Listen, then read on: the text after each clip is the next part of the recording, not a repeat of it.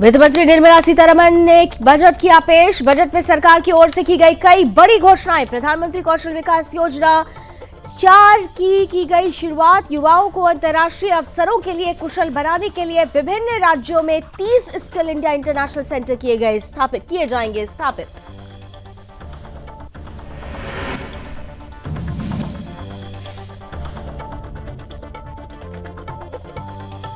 मोदी सरकार का middle class को बड़ा उपहार। 7 लाख तक कमाने वालों को नहीं देना होगा कोई टैक्स छूट नई और पुरानी दोनों ही व्यवस्थाओं पर होगी लागू।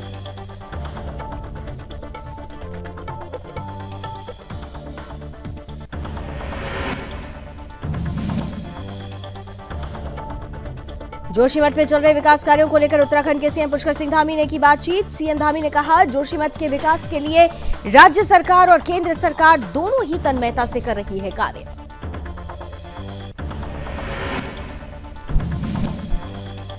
लखनऊ दौरे से लौटे सीएम धामी ने सीएम योगी से की मुलाकात। उत्तराखंड यूपी से जुड़े मामलों पर हुई बातचीत।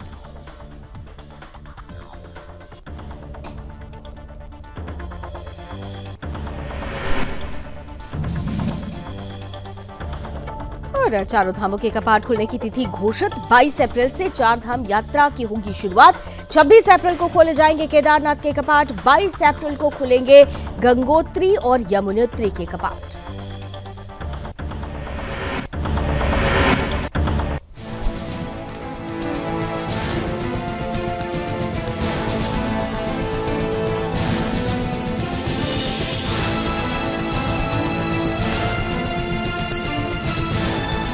आप देख रहे हैं सुदर्शन न्यूज। नमस्कार, आपके साथ मैं लावनी विनीत हूं और बहुत विशेष प्रस्तुति के साथ लगातार हम आपके बीच बने हुए हैं। समय अपना उत्तराखंड का हो गया है, लेकिन आज उत्तराखंड की खबरों के बीच भी चर्चा बजट की हो रही है, क्योंकि देश का बजट 2023 वित्त मंत्री निर्मला सीतारमण ने प्रस्तुत कर दिया है। इस बजट से काफी आशाएं, काफी उम्मीदें हैं, क्योंकि ये बजट मोदी सरकार 2.0 का आखिरी पूर्ण बजट है। ये वो बजट है जो बता रहा है कि देश की अर्थव्यवस्था किस तरीके से आगे बढ़ रही है और निरंतर और सतत प्रगति की तरफ गतिशील रहेगी। ये वो बजट है जो स्पष्ट कर रहा है कि कोविड काल से बाहर निकल चुका है हमारा देश, और उस विभीषिका से बाहर निकलने के बाद भी दुनिया के तमाम देशों में जहां मंदी का दौर चल रहा है, वहां पर हमारे देश की जो इकोनॉमी है उसकी रफ्तार सस्टेनेबल है, यानी निरंतर सतत बनी हुई है। इकोनॉमिक सर्वे ने जिस तरीके से एक ब्लूप्रिंट प्रस्तुत किया था, देश की बढ़ती हुई अर्थव्यवस्था का जो आकलन रखा गया था कि 6.8% की दर से ग्रोथ होगी, आज बजट में बहुत हद तक उसी रूपरेखा को नया आकार देने की एक बड़ी कोशिश परिलक्षित हुई है। लेकिन इस बजट को लेकर अब तमाम दिग्गज क्या सोच रहे हैं, आम जनमानस क्या सोच रहा है, कई रिएक्शंस पॉलिटिकल गलियारे से भी आ रहे हैं, आम जनमानस के बीच से भी आ रहे हैं, उद्योगपतियों के बीच से भी आ रहे हैं, किसानों के बीच से भी आ रहे हैं। तमाम वो रिएक्शंस भी हैं, लेकिन साथ ही साथ महत्वपूर्ण बिंदुओं पर जिन पर चर्चा होनी जरूरी है, उन बिंदुओं पर चर्चा करने के लिए हमारे साथ अतिथियों का पैनल भी लगातार निरंतर जुड़ रहा है। अपना उत्तराखंड में भी कुछ खास चर्चा करने की कोशिश करेंगे, लेकिन आइए सबसे पहले वित्त मंत्री निर्मला सीतारमण बजट जब प्रस्तुत किया उन्होंने, और इसके बाद लगातार उनकी प्रतिक्रिया आ रही है। क्या कुछ कह रही है वित्त मंत्री, उनके लिए बहुत खास है ये बजट। पिछली बार उन्होंने बजट पेश किया और बड़ा ही फिनोमिनल ग्रोथ के साथ इस बजट को कहा जा रहा है उनकी तरफ से प्रस्तुत किया गया है। क्या कुछ उनका कहना है, जरा ये सुन लेते हैं। Located in Ladakh to the rest of the country. So those are 4 highlights which I'd like you to go back to see the scale in which we are approaching these issues and the impact that it will have on large sections of India's population. Then of course I gave 7 priorities which began with talking about inclusive growth, investments in infrastructure, also reaching the last mile so that those who are still left without a house or a sanitary facility or a road which is reaching them, and so on. So the last mile, reaching the last mile for those who desperately need that kind of a link are all being covered. Then we are also looking at a very futuristic fintech financial sector for which we have brought in some specific ideas. We are looking at also improving the industrialization of this country, where people will be trained for Industrial Revolution 4.0, which means they're going to be trained for AI, IoT, using Web3 in other words. So training manpower to ready themselves for industries which are rapidly becoming industrialized in the Web3 context. तो वित्त मंत्री को आप सुन रहे हैं, वित्त मंत्री निर्मला सीतारमण जो बता रही हैं कि ये बजट आशाओं का बजट तो है ही है, लेकिन विकास को पंख देने वाला बजट भी है। बहुत सारी उन्होंने घोषणाएं आज की, इस पर अब चर्चा शुरू हो चुकी है। उत्तराखंड की हम बात करें, इसलिए मुख्यमंत्री उत्तराखंड पुष्कर सिंह धामी आज के बजट को लेकर क्या रिएक्शन दे रहे हैं, आइए जरा जल्दी से सुन लेते हैं। जी का धन्यवाद करना चाहता हूं, निर्मला सीतारमण जी को बधाई देना चाहता हूं कि उन्होंने एक शानदार बजट जो देश की जनता के सामने रखा है, यह देश की जनता के साथ साथ विश्व की उम्मीदों को भी, उनकी अपेक्षाओं को भी पूरा करने वाला बजट होगा। यह बजट आम जनता का बजट है। 130 करोड़ भारतवासियों के लक्ष्य को पूरा करने वाला विजन इस बजट में साफ दिखाई देता है। गरीबों का बजट है। इसके साथ साथ नए भारत का संकल्प भी इस बजट में दिखाई देता है। जहां हम 2014 से आज तक की यात्रा का अगर हम ठीक प्रकार से उसका चित्रण करें तो यह बजट प्रति व्यक्ति आय भी दुगना कर रहा है। इन सालों में प्रति व्यक्ति की आय दुगनी हुई है। भारत की अर्थव्यवस्था 10वें नंबर से आज 5वें नंबर की अर्थव्यवस्था बनी है। इस बजट में जहां मध्यम वर्ग के लोगों की विशेष रूप से चिंता की हुई है, हमारे जनजातीय वर्ग के लोगों की 38,000 शिक्षकों की एकलव्य विद्यालयों में भर्ती का प्रावधान इसमें किया गया है, जो निश्चित रूप से रोजगार सृजन के साथ साथ शिक्षा के और जनजातीय विकास के क्षेत्रों की संभावनाओं को भी बढ़ाने वाला बजट होगा। इसके साथ साथ यह बजट सभी के लिए मैं कहूंगा कि सर्वस्पर्शी भी है और तो सभी की आशाओं के अनुरूप ये बजट है। मुख्यमंत्री पुष्कर सिंह धामी ये कह रहे हैं, और इन सब के बीच क्योंकि विकास दरअसल परिलक्षित होता है, देश में इंफ्रास्ट्रक्चर कितना मजबूत हो रहा है। इस बार भी देखिए इंफ्रास्ट्रक्चर को लेकर महत्वपूर्ण एलोकेशन भी किए गए हैं और महत्वपूर्ण बजट निर्धारित किया गया है। क्या कुछ इंफ्रास्ट्रक्चर को लेकर इस बजट में रहा, आइए जरा जल्दी से एक नजर डाल लेते हैं। खासतौर से अगर नेशन बिल्डिंग की बात करें तो इंफ्रास्ट्रक्चर का एक इंपॉर्टेंट रोल होता है और इसीलिए इंफ्रास्ट्रक्चर में 33% बढ़कर 10 लाख करोड़ किया जाएगा। इंफ्रास्ट्रक्चर में इन्वेस्टमेंट, निवेश बढ़ा दिया गया है। इसके अलावा ट्रांसपोर्ट इंफ्रा प्रोजेक्ट पर 75,000 करोड़ रुपए का एलोकेशन किया गया है। यह अपने आप में काफी महत्व रखता है। 50 और नए एयरपोर्ट्स, हेलीपोर्ट्स, एरोड्रम का ऐलान किया गया, घोषणा की गई। इसके साथ साथ रेलवे के बजट में भी 9% की वृद्धि की गई है। लगातार हम देख रहे हैं कि एक के बाद एक वंदे भारत मिलती जा रही है। देश को अमृत काल का यह बजट कहा जा रहा है और इसीलिए रेलवे पर भी महत्वपूर्ण जोर दिया गया है। रेलवे के लिए 2.4 लाख करोड़ रुपए का प्रावधान किया गया है। इसके अलावा पीएम आवास योजना के लिए बजट में 66% की वृद्धि हुई है। पीएम आवास योजना के लिए 79,000 करोड़ का प्रावधान है। यानी इंफ्रास्ट्रक्चर को मजबूती देने के लिए इस बजट में बहुत कुछ है और कहा जाता है कि विकास परिलक्षित होता है जब आपका इंफ्रास्ट्रक्चर मजबूत होता है, चाहे रोड्स हो, चाहे अब एयरपोर्ट्स हो या फिर शिपिंग सेगमेंट हो। जितना जाल बढ़ता जाता है उतना विकास मजबूत होता जाता है। क्या विकास इसी रफ्तार से आगे बढ़ता रहेगा या फिर अभी कुछ चुनौतियां बाकी रह गई हैं? आइए इन सब पहलुओं पर चर्चा की शुरुआत करते हैं। 3 मुख्य अतिथि, मुख्य वक्ता हमारे साथ इस वक्त आज के पैनल में जुड़ चुके हैं। आइए जरा जल्दी से स्क्रीन पर लेकर आइए। स्वागत करती हूं, हमारे साथ इस वक्त जुड़ रहे हैं भारतीय जनता पार्टी से राज्यसभा सांसद नरेश बंसल जी, बहुत बहुत स्वागत। हमारे साथ इस वक्त जुड़ रहे हैं देश के जाने माने उद्योगपति हैं, अग्रवाल मूवर्स एंड पैकर्स के चेयरपर्सन रमेश अग्रवाल जी, बहुत बहुत स्वागत। हमारे साथ इस वक्त जुड़ चुकी हैं जाने माने देश के अर्थशास्त्री हैं डॉक्टर राजलक्ष्मी जी। डॉक्टर राजलक्ष्मी, आपका भी बहुत बहुत स्वागत। मैं अभी सांसद साहब को देख नहीं पा रही हूँ, हालांकि पहला प्रश्न उन्हीं से पूछना था, लेकिन अभी रमेश जी आपके पास आते हुए बहुत कुछ उम्मीदें कहा जा रहा था इंफ्रास्ट्रक्चर जो सेगमेंट है उसको लेकर, आज के बजट में क्या देख पा रहे हैं आप? आपका फर्स्ट रिएक्शन। मैं तो सबसे पहले ये कहूंगा कि ये बजट विकास का बजट तो है ही। जो भारत की इकोनॉमी जो अब वर्ल्ड में 5वें नंबर पे है, ये चौथे नंबर या तीसरे नंबर ले जाने का बजट है, ऐसा मैं इसको रेटिंग करूंगा, क्योंकि मैंने बजट को पूरा नहीं पढ़ा, मगर 60-70% जो मैंने हाईलाइट देखे, वो एक पहली बार कुछ ऐसी चीजें लेकर आए बजट में जो हम कभी सोच भी नहीं सकते थे। लॉजिस्टिक का 75,000 करोड़, जो first mile and last mile, ये आज तक हमने तो 75 साल 80 साल तक के जितने भी बजट हुए हैं उसमें कभी देखा ही नहीं कि कोई इतना बड़ा ध्यान भी देगा कि फर्स्ट माइल और लास्ट माइल। तो इन्होंने फर्स्ट माइल और लास्ट माइल को कनेक्टिविटी के लिए एक 75,000 करोड़ का इंफ्रा का बजट लॉजिस्टिक एंड ट्रांसपोर्ट के लिए एलोकेटेड किया है, तो बहुत ही एक नई चीज। दूसरी एक चीज मैं नई और पढ़ रहा था कि हमारे जमाने में कभी सुना करते थे कि कोई वैल्यू बेस्ड स्कूल होते थे। इन्होंने जो एकलव्य मॉडल रेजिडेंशियल स्कूल की जो कल्पना कभी सोचा करते थे वो इन्होंने शुरू की, जिसके कारण 3.5-4 लाख विद्यार्थी, एक शुरुआत की मॉडल है जी। तो यदि ये सक्सेस हो गया तो जो वैल्यू बेस्ड का स्कूल जो हमारा कभी खो गया था वो दोबारा शुरू होगा, जिसको नाम दिया इन्होंने एकलव्य मॉडल रेजिडेंशियल स्कूल।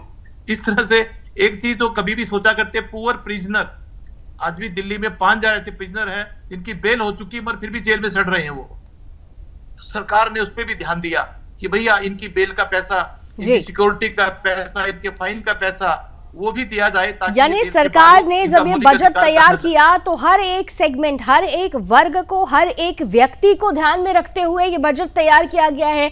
लेकिन नरेश जी आपके पास आते हुए सरकार की तरफ से ये जो बजट आया है, अभी अभी आपने देश के जाने माने उद्योगपति हैं रमेश अग्रवाल जी, आपको उन्होंने तो स्पष्ट रूप से कह दिया कि ये उड़ान भरने वाला बजट है और 5वीं अर्थव्यवस्था से अब हम आकार 4थी और तीसरी की तरफ लेने के लिए बढ़ेंगे। लेकिन देखिए विरोधियों की पेशानी पर बल आ गया है। विरोधी कह रहे हैं कि आपने बस एक लॉलीपॉप थमा दिया, एक झुनझुना थमा दिया, और आप देख रहे हैं कि किस तरीके के रिएक्शन अब आने शुरू हो गए हैं। आपकी नजर में सर देश की जनता के लिए क्या कहेंगे, और आप खुद इस देश की जनता का एक हिस्सा है, तो आपकी नजर में ये बजट कैसा रहा? देखिए, ये बजट समावेशी बजट है। इस बजट में गरीब की, मध्यम वर्ग की, उद्योगपतियों की, महिलाओं की, युवाओं की, नरेश जी की आवाज स्टूडियो में भी दीजिए, एमएसएमई की, सबकी का ख्याल किया गया है।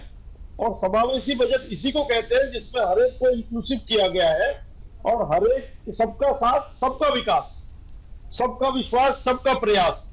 तो देश सबको साथ में लेकर आगे बढ़ेगा, ये इसके पीछे का दर्शन है।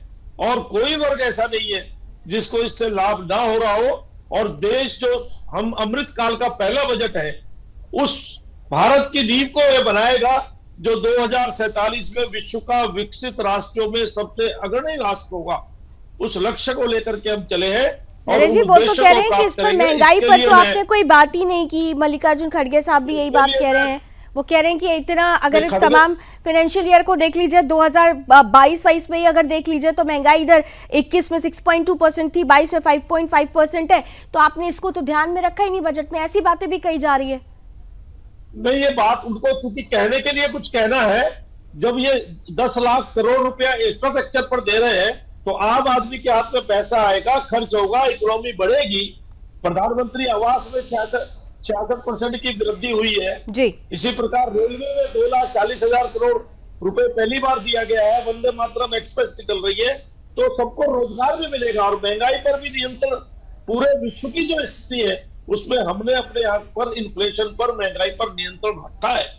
उसके लिए कहने की बात नहीं, वो दिखाई पड़ना चाहिए। वो चलिए, वो आप कह रहे हैं कि दिखाई पड़ रहा है। राजलक्ष्मी जी हमारे साथ इकोनॉमिस्ट हैं जानी मानी देश की, उनसे पूछ लेते हैं कि जो आप कह रहे हैं कि अब खास तौर से विकास की बात हर जगह हो रही है। राजलक्ष्मी जी, डॉक्टर राजलक्ष्मी जी, विकास की बात हो रही है कि विकास को परिलक्षित करने वाला बजट है, लेकिन एक बड़ा एक और जो रोचक बार बार बात कही जा रही है कि ये चुनावी बजट भी है, अर्थव्यवस्था का बजट नहीं, ये चुनावी बजट है। क्या आप मानती हैं ऐसा?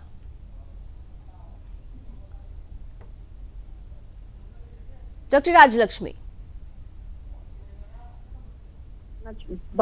ले जाना चाहूंगी इसको।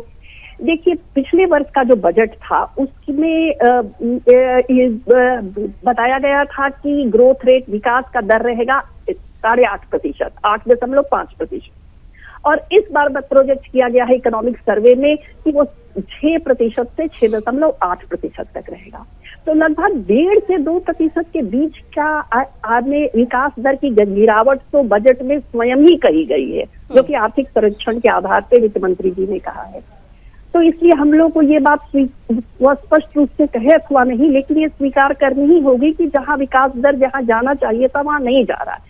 अगर गत वर्ष के आर्थिक सर्वेक्षण में विकास दर 8.5% थी और इस बार 6 से 6.8% ही है, तो जहां जितना विकास जिस गति से होना चाहिए था उस गति से नहीं हो नहीं, रहा। तो इसमें तो एक बात और राजलक्ष्मी जी, इसमें तो ये भी जोड़ना चाहिए ना कि जब 12% या 8.5% की बात की गई थी उस वक्त देश कोरोना काल में था। और अगर आप देखें कल आर्थिक सर्वेक्षण में स्पष्ट कर दिया गया है कि कोरोना काल से देश बाहर निकल चुका है, उसके बाद का ये बजट है और उसके बाद की ये ग्रोथ है। और दुनिया के तमाम जो मुल्क हैं उनके कंपैरिजन में हम सस्टेनेबल हैं, हम निरंतर ग्रोथ कर रहे हैं। तो इसको क्या ये नहीं कहा जाएगा कि ये एक पॉजिटिव नोट दिखाता हुआ बजट भी है और ये जो आंकड़ा है वो भी एक पॉजिटिविटी को शो कर रहा है? हम सिर्फ अगर हम आंकड़ों पे बात करें तो वैसा नहीं दिखाई दे रहा है, क्योंकि अगर विकास दर ही 8.5% से 6.5% पर प्रोजेक्ट की जा रही है तो ये इसमें गति मिलती हुई नहीं दिखाई दे रही है। पूरी अर्थव्यवस्था में न तो मुद्रास्फीति पर कोई चर्चा की गई, ना ही बेरोजगारी पर इस बजट में कोई चर्चा की गई। बेरोजगारी, जबकि हम आंकड़े बता रहे हैं कि हमारी कुल श्रम शक्ति का केवल 46% ही आज रोजगार के बाजार में है और रोजगार वृद्धि की ऐसी कोई भी स्पष्ट और प्रत्यक्ष योजना इस बजट में नहीं इसकी चर्चा की गई है। स्वरोजगार के लिए अगर उद्योगों को बढ़ाने की बात करें तो बड़े उद्योगों के क्षेत्र में भी किसी प्रकार का कोई जिसको बोल्ड रिफॉर्म, एक मजबूत सुधार कहते हैं, वैसा नहीं लाया गया है। अभी तत्कालिक रूप से जरूरत है श्रम सुधारों की। Labour reform is must. Bharat सरकार लेबर रिफॉर्म के लिए लेकिन ठीक है, इसी पॉइंट को मैं जरा ले जाना चाहती हूँ अग्रवाल जी के पास। रमेश अग्रवाल जी, डॉक्टर राजलक्ष्मी कह रही है कि डायरेक्ट एम्प्लॉयमेंट पर आ रही हूँ मैम, आपके पास ही आऊंगी। आप ही के पॉइंट से जुड़ा हुआ प्रश्न कर रही हूँ अग्रवाल जी से, क्योंकि वो उद्योगपति हैं और रोजगार की जब बात आती है तो एक उद्योगपति रोजगार सृजक भी होता है। इसीलिए अब रमेश जी, अब डॉक्टर राजलक्ष्मी का कहना है कि ऐसा कोई डायरेक्ट कोई ऐसा फिगर नहीं दिया गया जिसमें एम्प्लॉयमेंट को लेकर किसी तरीके की कोई तस्वीर सामने आई हो, लेकिन जिस तरीके से ट्रांसपोर्ट सेगमेंट को बढ़ावा देने के लिए या इंफ्रास्ट्रक्चर सेगमेंट को बढ़ावा देने के लिए जो आवंटन किया गया है, जो प्रतिशत बढ़ाया गया है, क्या आपको नहीं लगता कि इससे कहीं ना कहीं से इनडायरेक्ट वे में रोजगार बढ़ाने का ही एक माध्यम बनेगा, या फिर ये भी एक आई वॉश है, जैसा कि अभी डॉक्टर राजलक्ष्मी कहने की कोशिश कर रही थी? हमारे एक कहावत है कि जब लड्डू फूटता है तो भोरा सबको मिलता है। जब ये 10 लाख करोड़ का इंफ्रास्ट्रक्चर और ये जब होगा तो हर व्यक्ति, चाहे उद्योग एसएमई हो, चाहे बड़ा उद्योगपति हो, सबको ही काम मिलना है। अब की बार इन्होंने एसएमई के लिए तो कई लॉटरी खोल दी। एसएमई का कई बार क्या होता था कि पेमेंट कोई 2 महीने, कोई 3 महीने तक नहीं दिया करते। अब की बार मैंडेटरी कर दिया कि एसएमई के अंदर 45 डेज के अंदर आपको पेमेंट मिलेगा। 45 दिन के नहीं मिला तो आपका वो जो खर्चा है वो डिसअलाउ हो जाएगा। तो बाय डिफॉल्ट हर व्यक्ति को, हर कंपनी को उसको 45 दिन में पेमेंट करना पड़ेगा। ये एक नई चीज है। दूसरा, एक विवाद से विश्वास जो स्पेशली एसएमई के लिए निकाली गई है, क्योंकि एसएमई हमेशा एक तकलीफ में रहती है कि गवर्नमेंट सेक्टर, गवर्नमेंट अंडरटेकिंग दोनों उनको कई बार पेमेंट देती नहीं और वो डिस्प्यूट में चले जाते हैं अंडर आर्बिट्रेशन। तो विवाद से विश्वास में क्या है कि जो भी आर्बिट्रेशन के केस है वो सब विवाद से विश्वास से हटा दो। तो जो एसएमई है वो कौन है? वो एक छोटा तबके का है और वो एक एसएमई छोटी जो होती है उसके पास 10 से कम 10 कर्मचारी है। अब इनका जब उद्योग बढ़ेगा तो उनकी संख्या 10 से 20 बढ़ेगी। मैं कभी ये नहीं चाहता कि भाई हम कभी नौकरी को या जॉब को सरकार से ही करें कि सरकार ही जॉब देगी, मगर ये जितने जो उद्योगपति है, एंटरप्रेन्योर है, छोटा उद्योगपति है, तो जॉब तो वो भी क्रिएट करते हैं। तो जब इनके उद्योगों को प्रोत्साहन मिलने लग गया तो डेफिनेटली ये डबल खेलेंगे। यानी छोटे उद्योगों को भी अगर प्रोत्साहन मिला तो ऑब्वियस सी बात है नरेश जी की रोजगार सृजन होगा। लेकिन ये जो बात है, जैसा कि क्योंकि डॉक्टर राजलक्ष्मी भी देश की जानी मानी अर्थशास्त्री हैं, तो उनकी तरफ से जो पॉइंट्स उठाए गए, क्या उसको क्लैरिफाई कर पाएगी सरकार लोगों तक? क्योंकि देखिए ऐसे प्रश्न उठते रहेंगे इस बजट के बाद कि भाई महंगाई का क्या हुआ, बेरोजगारी का क्या हुआ। बहुत सारे आंकड़े मेरे सामने हैं, आंकड़ों पर ही तो लगातार बात हो रही है। लेकिन अगर सुपरफिशियली बात की जाए तो क्या आपको लगता है कि विपक्ष को मौका नहीं मिलेगा और जो बातें रोड मैप के रूप में सामने रखी गई हैं उसको आधार मिलेगा आने वाले इस एक वर्ष में?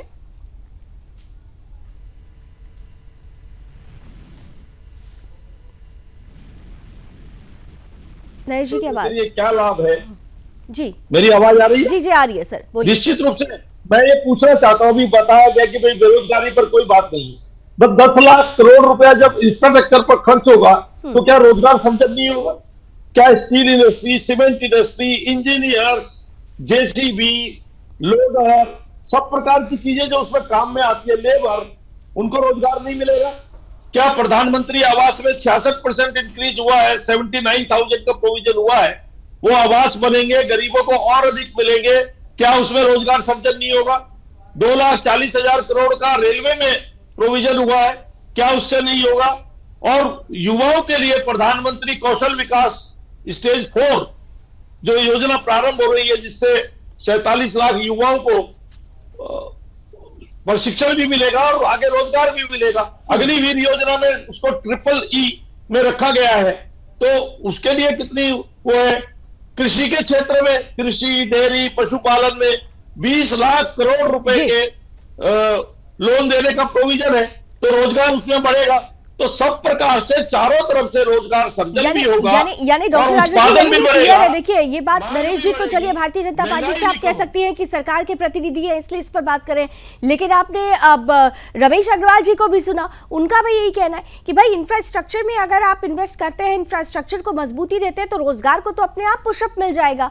तो फिर ये डायरेक्ट चीजें जरूरी है कि उसको डायरेक्ट रूप में बताया जाए, इनडायरेक्टली भी तो देखिए तो उसी रास्ते पर तो जा रहे हैं, बेरोजगार तो वहां पर भी बढ़ रहा है। डॉक्टर राजलक्ष्मी जी,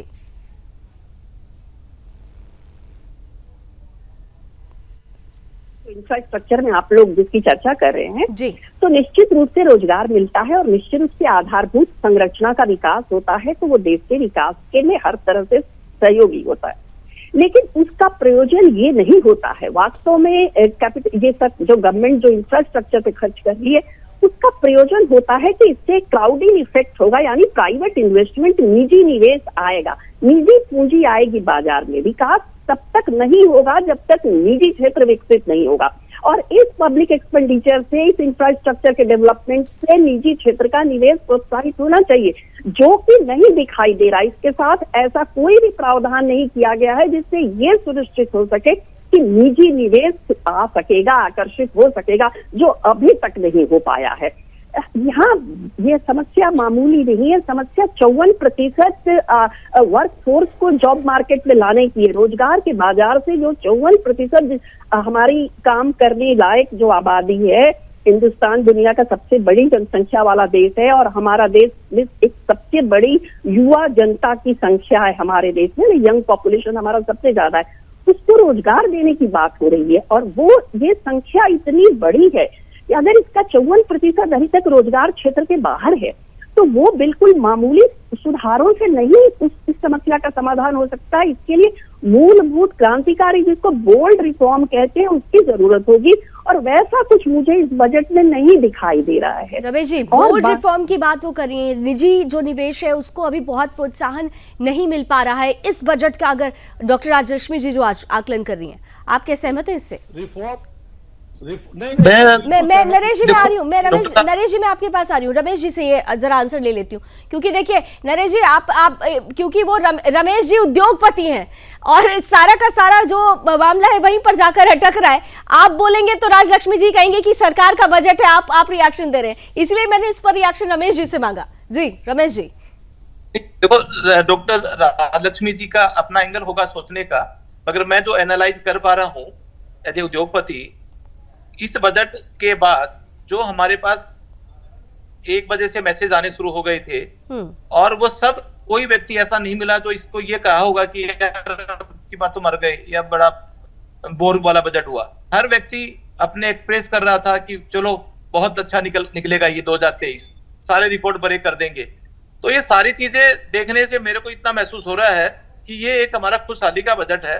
इसमें कई चीजें जो ऐसी ऐसी चीजें नहीं की गई है ना, जैसे हमारे गवर्नमेंट के कर्मचारी होते हैं, central government, state government, bureaucrats, उनके बिहेवियर को चेंज करने के लिए एक इन्होंने कर्मयोगी योजना बनाई है, पीपल सेंट्रिक अप्रोच। मतलब ये छोटी छोटी चीजें क्या होगी, ये एक व्यक्ति को चेंज करने से कितने उद्योगपति, एक एटीट्यूड होता है कि मेरे को इसका लाइसेंस पास करना ही नहीं, मगर उसको अब अपन कैसे पनिशमेंट देंगे उस व्यक्ति को।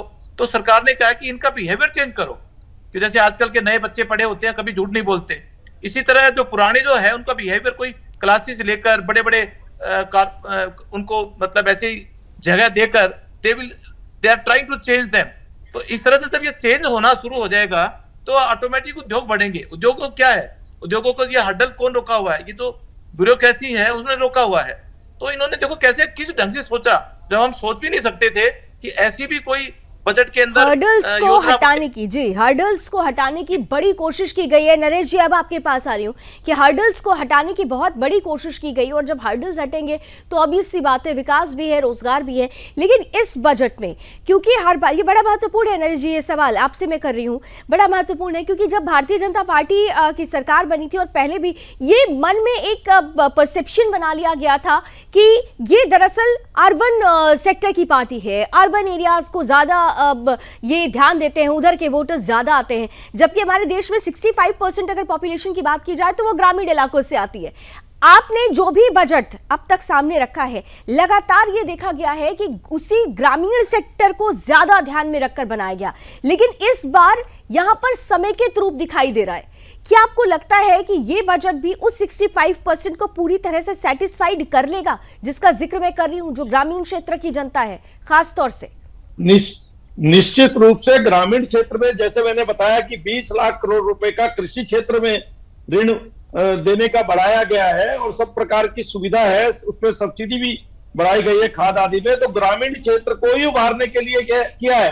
50 एयरपोर्ट बनेंगे, यहां तक कि आप इसी से लगाइए ना कि G20 की जो बैठकें हो रही है वो टायर 2 टायर 3 सिटीज में हो रही है, बड़े सिटीज में नहीं हो रही है। स्मार्ट सिटी को और नीचे ले जाने की कोशिश हो रही है। तो इस प्रकार से सब चीजों में जो हमारी 65% ग्रामीण जनता है उसका इन्वॉल्वमेंट हो, इसलिए उसके डेवलपमेंट के लिए जो कुछ किया जाए वो सब इस बजट में दिखाई पड़ रहा है। और ये आगे की नींव है, इस नींव के ऊपर भारत विकसित भारत की ओर आगे बढ़ेगा। मैं समझता हूं कि लक्ष्मी जी बड़ी अर्थशास्त्री है, मैं अर्थशास्त्री तो नहीं हूं पर मैं अर्थशास्त्र का छात्र रहा हूं।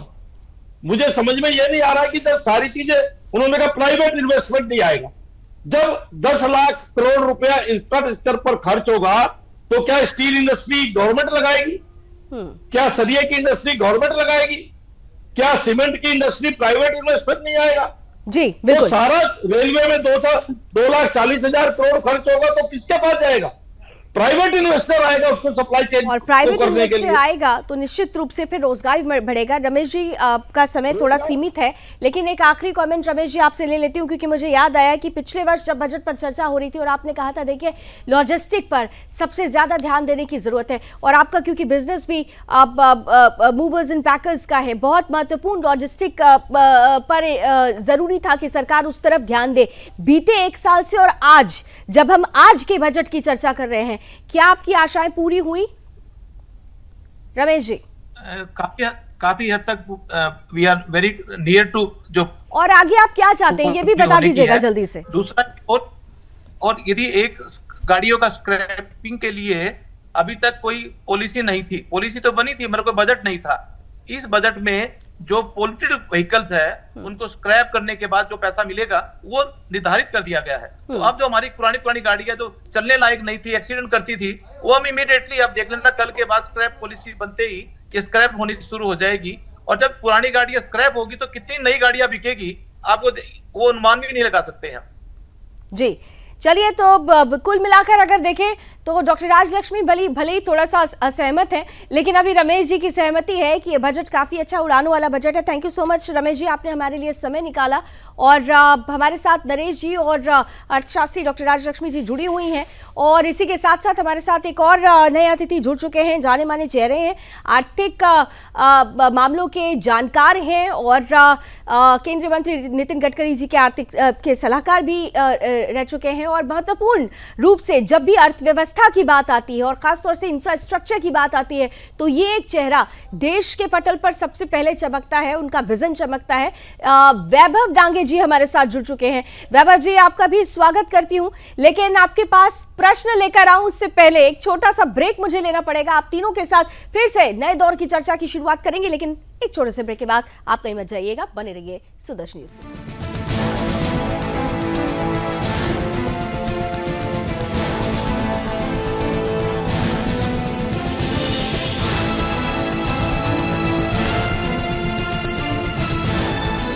आप देख रहे हैं सुदर्शन न्यूज।